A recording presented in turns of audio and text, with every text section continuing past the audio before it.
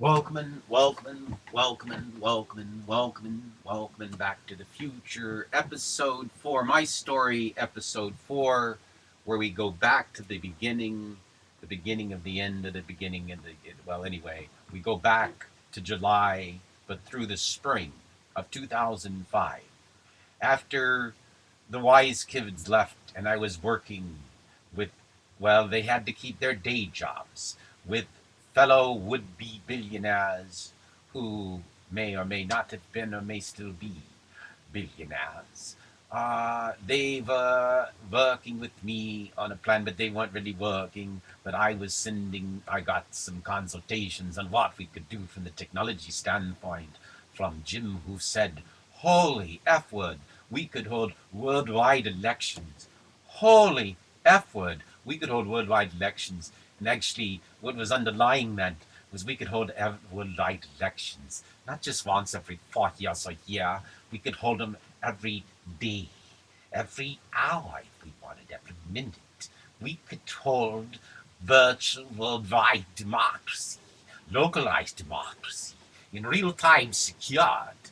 We could hold worldwide elections. And so we get to the word disintermediation.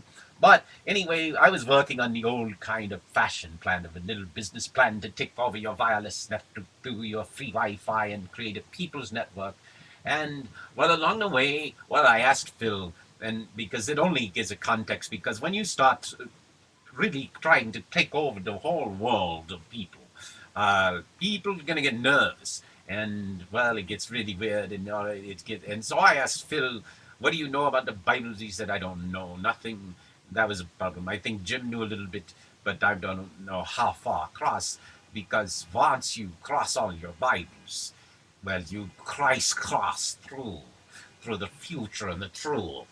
And well, how do we make Jesus rise? Must he come down? Or can he rise from the Holy Spirit within all of us? Can we become the instrument of God? Can we create on heaven and earth? But I'm getting further ahead of the story. At the first, I thought, okay, I created people's capitalism. I called it internet capitalism. Later on, guerrilla capitalism. When the people own the enterprise. Now imagine an enterprise where everything you buy, a profit is made. And when a profit is made, you earn 1/3 of those profits. But you don't get them in money. Why would we want to give you money? We got a better deal for you. You would get it in shares of stock in the future of the enterprise of all the earth. An enterprise that will serve 1,000,000,000,000,000,000,000 people. Well, think about how many people we might be able to afford in 999 years, or 19 years with the right plan to profit for the people. Well, I sort of became. Anyway, I kept sending this information. Oh, I got to an interesting thing on the internet. I looked up the principles of viral marketing. See, that's a very cost-effective way to viral market, where people spread the word because their interest is in spreading the word, because the product's so good.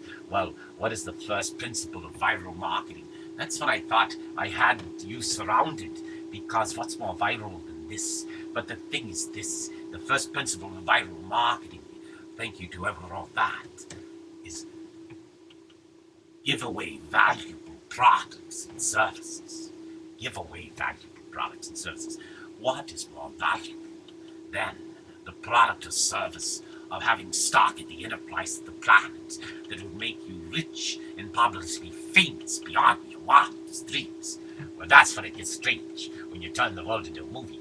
And well, that sort of came later, but it sort of came now, because after my friends didn't get back to me, I thought, what kind of way could we really virally market? And I thought, well, about a TV show.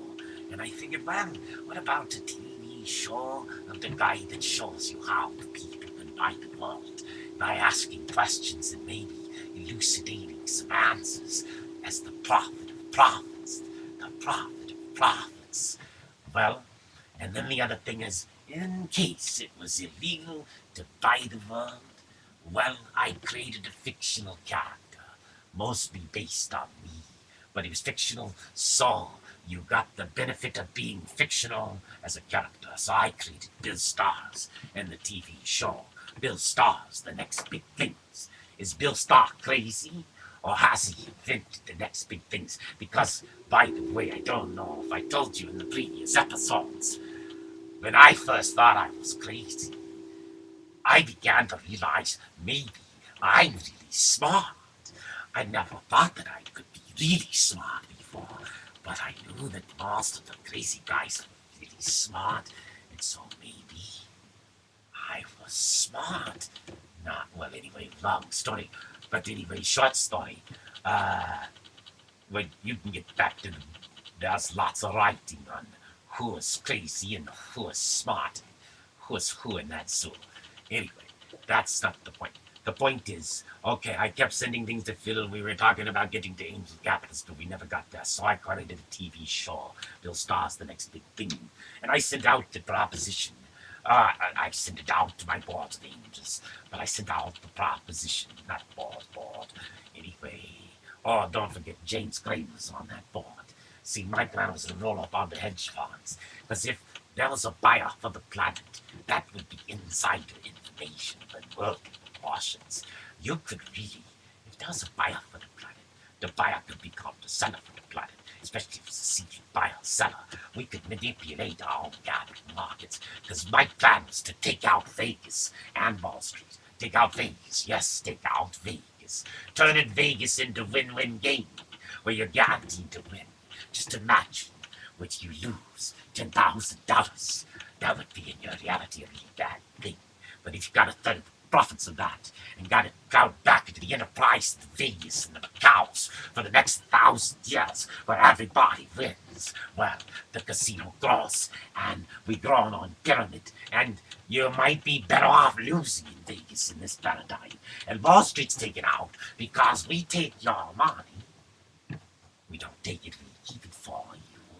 And we make sure it's invested in the best investments. If we don't let Wall Street trade your retirement out, we don't play the games against you because we have the best financial minds on the planet working the enterprise plan to create the best possible profits. And we have it a bank, and that's the trick. We have a bank that can create infinite money. Infinite money out of infinite mind if we want it. Just don't go willy-nilly with it.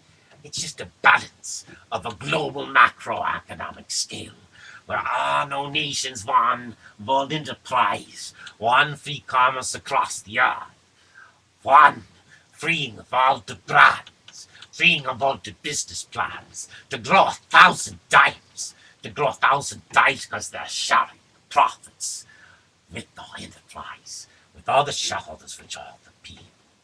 And well, it's well beyond capitalism, you know it. And it's well beyond communism, as you know it. And it's probably the plan of God, as you don't know it. And that's the question. Does the plan of God possibly coexist here with a plan of man that man can create on his own? And so that led me to July 2005. Well, I just went crazy in my movie. And then I got picked up again. That's where I met Andrew Elliott and asked those questions in episode 1. What would it be worth to prove the existence of God? What would 999 years of justice on earth be worth? What if I had insider information of unwieldy proportions? And of course, he comes bipolar. In fact, I only go one way. By the way, I think I'm not really manic now, getting in character.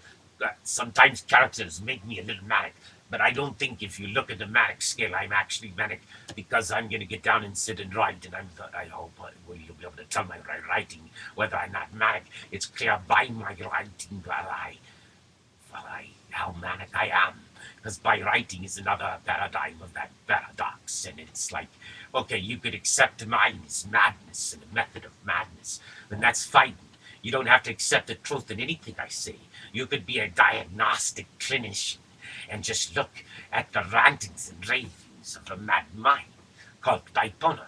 But I don't think I'm really manic right now. But see, my story makes me manic, and so And then that's where it gets hard. But it's like you just live with it. So I just like, okay, I'll sit down and work on contract legal bullshit issues and the present reality that is not fun, but actually, in hindsight of the future, eventually, I hope I can look back at this and say, well, at least it's all good, even if it was no fun. But that's not what we're talking about. So July 2005. Anyway, the partnership span apart because, well, I guess they thought I was crazy. I finally met Jim physically for the first time after the partnership spun apart. We went to the Hofbrau House in Vegas. That was a great time. I love the Hofbrau House in Vegas. I highly recommend the big, what did it cost that thing? Weinschnitz. Anyway, the big knuckle of pork is fabulous and it's very cost effective, well priced, good meal, good giant beers at the Hofbrau House in Vegas. This is non-paid commercial, so I don't think I have to declare it. It's just part of my experience. It's not a paid advertisement. They can donate the money to my charity. Oh, I forgot to tell you. I basically copyrighted everything I wrote and copyrighted it, patented all my inventions, and then turned them into a private enterprise of a public enterprise of us. I put you and me in the public domain as my domain.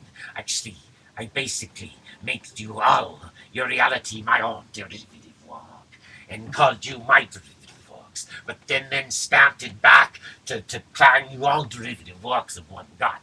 And, well, if you want to prove there's no God, then you might be able to prove that you're not derivative works of God.